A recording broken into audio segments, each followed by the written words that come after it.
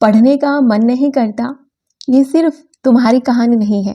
चाहे छोटा बच्चा हो या कोई इंसान हो, और एक औरत, उसकी तो कहानी फिर अलग ही है, क्योंकि वो घर संभालती है, बच्चा भी संभालती है, और फिर उससे हम कह देते हैं कि थोड़ा पढ़ लिया करो, थोड़ा टाइम निकाल लो। लेकिन दिक्कत ये है कि टाइम बचे कहाँ, एनर्जी बचे कहाँ। पहली दिक्कत क्या आती है, कई साल हो गए हैं पढ़ाई छोड़े हुए। लड़कियां शादी के बाद, बच्चे के बाद, फैमिली रिस्पॉन्सिबिलिटीज के बाद धीरे धीरे पढ़ाई से, अपनी लर्निंग से दूर हो जाती हैं, और फिर एक दिन महसूस होता है कि यार मैं तो पिछड़ गई, सब आगे निकल गए। लेकिन एक सच सुनो, पढ़ाई छोड़ना नॉर्मल है, लेकिन उसे छोड़कर जीना फिर थोड़ा सा डेंजरस हो जाता है। क्यों? क्योंकि नॉलेज सिर्फ एग्जाम के लिए नहीं होती, तुम्हारे कॉन्फिडेंस के लिए होती है, तुम्हारी सेल्फ रिस्पेक्ट के लिए होती है, तुम्हारे डिसीजन पावर के लिए भी होती है। धीरे धीरे तुम शुरू कर सकती हो, मैं आगे बताऊंगी कि कैसे शुरू करना है। दूसरी प्रॉब्लम क्या होती है, पढ़ते हुए नींद आती है। क्यों? क्योंकि आपका दिमाग बोरिंग वाली चीजें करना पसंद नहीं करता। आपकी बॉडी थकी हुई है, आप पढ़ाई से नहीं अपनी थकान से हार जाते हैं, और फिर हमारा दिमाग, जिसको बोरिंग काम पसंद ही नहीं है, पूरा दिन आप खाना, साफ सफाई, बच्चा, फैमिली के छोटे छोटे 50 काम। मेरी एक बात याद रखना, थकी हुई औरतें लेजी नहीं होती, उनमें एनर्जी नहीं बची होती है, वो जस्ट एग्जॉस्टेड होती हैं। इसलिए खुद पे गुस्सा मत किया करो जब तुम्हें थकान हो और तुमसे पढ़ा नहीं जा रहा हो। अपने माइंड को समझना है, बॉडी को हील करने के लिए टाइम देना है, 20 से 25 मिनट। मैं बोलती हूँ कि नैप आपको कम से कम दिन में जरूर लेना चाहिए, इतना नैप तो। अगर मैक्सिमम टाइम है तो 45 मिनट्स, 1 घंटे से, लेकिन ज़्यादा नहीं। एक प्रॉब्लम क्या आती है कि जॉइंट फैमिली का जो चैलेंज रहता है, जॉइंट फैमिली में पढ़ना कोई मजाक नहीं है। जब भी किताब उठाओ तो इधर उधर से आवाज़ें आती हैं, ये कर दो, वो कर दो, थोड़ी देर बाद पढ़ लेना, इतनी पढ़ाई करके क्या होगा, ये सब सुनने को मिलेगा। लेकिन एक सच सुनो, फैमिली कभी नहीं समझेगी जब तक तुम खुद अपने सपने को सच करके ना दिखाओ। कैसे भी कैसे तुम्हें सच करके दिखाना ही होगा। तुम्हें परमिशन नहीं चाहिए, तुम्हें सिर्फ एक छोटी सी जगह चाहिए जहां तुम अपनी जिंदगी के लिए दिन में 1 घंटे से लेके 3-4 घंटे तक निकाल सको। एक प्रॉब्लम क्या होती है, बच्चा छोटा है। देखो, अपना माइंडसेट बदलो। सबसे कठिन फेज होता यही है कि बच्चा छोटा है, रात की नींद जो है वो टूट जाती है, दिन का शेड्यूल जो है वो बिगड़ जाता है। लेकिन एक बात सुनो यार, वो बच्चा आपकी मर्जी से है। बच्चा वो कारण नहीं है आपकी पढ़ाई छूटने का। तुम क्यों पढ़ रही हो? ताकि बच्चा भी बड़ा होकर देखे कि मेरी माँ ने मुश्किल हालातों में भी हार नहीं मानी थी। तुम अपने बच्चे को सिखाओगे ना, कभी मुश्किल आएगी तो तुम उसको भी सिखाओगे ना कि बेटा हार नहीं मानते। तो खुद कैसे हार मान रखी है तुमने? बच्चा अगर बहुत छोटा है, दिन भर में टाइम नहीं मिलता है, तो 20 मिनट तो मिलती होंगी ना, उसमें कुछ पढ़ाई कर लो, नॉवल पढ़ लो, ताकि तुम्हारी पढ़ने की आदत ना छूटे।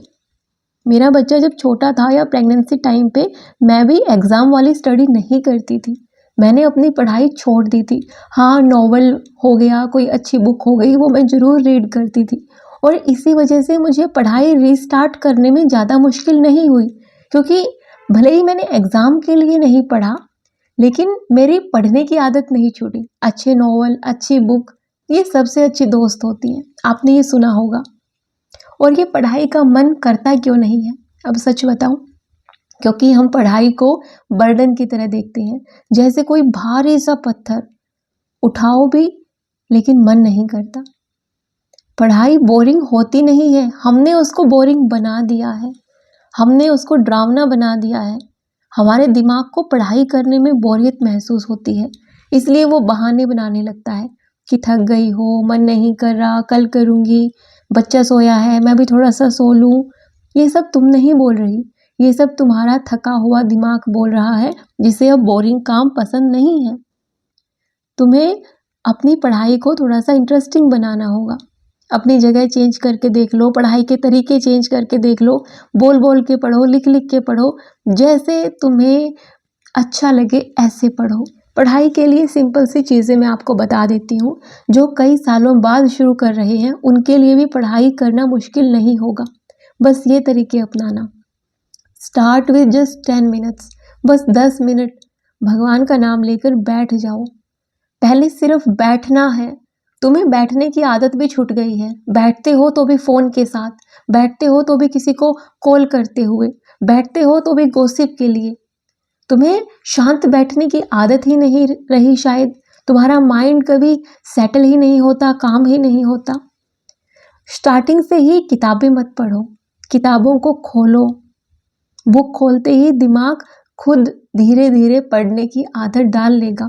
कई बार तो तुम ये सोचती हो कि पढ़ना है, पढ़ाई नहीं होती, लेकिन तुम बुक भी नहीं खोलते हो। कम से कम पढ़ो नहीं, बुक तो खोलना शुरू करो। एक और चीज़, अगर तुम्हें पढ़ते हुए नींद आती है, शुरू में बहुत ज़्यादा आलस आता है, तो चलते चलते पढ़ाई की कोई वीडियो सुन लो।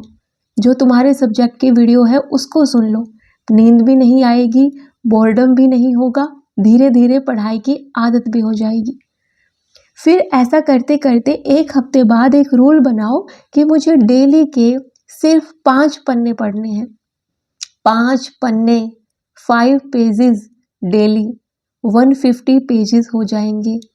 इतना तो टाइम तुम टीवी में, मोबाइल में, गॉसिप में वेस्ट कर देती होगी। और 1 महीने में खुद को तुम देखना कि कितनी इन्फॉर्मेशन तुमने गेन कर लिया डेली के सिर्फ 5 पन्ने पढ़ के। और जब आपका बच्चा पढ़ाई करता है उसको भी साथ में पढ़ाओ। वो आपको पढ़ने नहीं देता, उसको कोई रफ नोटबुक दे दो, उसको ड्राइंग के लिए बोल दो। दोनों का माइंड सेट रहेगा, शांत रहेगा। वो अपनी ड्राइंग करेगा या अपना कोई काम करेगा और आप अपनी पढ़ाई करोगे। ऐसा मत करना कि उसको कहीं दूर बिठाया है कि तू जाके खेल ले और मैं पढ़ाई कर लेती हूँ। बच्चा पढ़ाई नहीं करने देगा। उसको अपने साथ इन्वॉल्व करना पड़ेगा। उसको भी अच्छा लगेगा कि मम्मी जैसा काम मैं भी कर रहा हूँ। औरतें थकती नहीं हैं। औरतें बस किसी न किसी एक्सपेक्टेशन में फंसी रहती हैं। अगर पढ़ाई छोड़ दोगी तो तुम भी वही बन जाओगी जो जिंदगी तुम्हें बनाएगी, या दूसरे तुम्हें बनाना चाहेंगे। सुनने में थोड़ा अजीब लगता है ना? जी हाँ, वही दूसरे जिनको हम अपना कहते हैं, लेकिन उन्हें फ़र्क नहीं पड़ता कि हमारी ज़िंदगी किस दिशा में जा रही है, हम रोज़ क्या घुटन झेल रहे हैं। किसी को फ़र्क नहीं पड़ता तुम्हारे सिवाय, और आगे तुम्हारे बच्चों को भी फ़र्क नहीं पड़ेगा, जिनका तुम बहाना ले लेके और अपना आज ख़राब कर रही हो और अपना फ्यूचर ख़राब कर रही हो।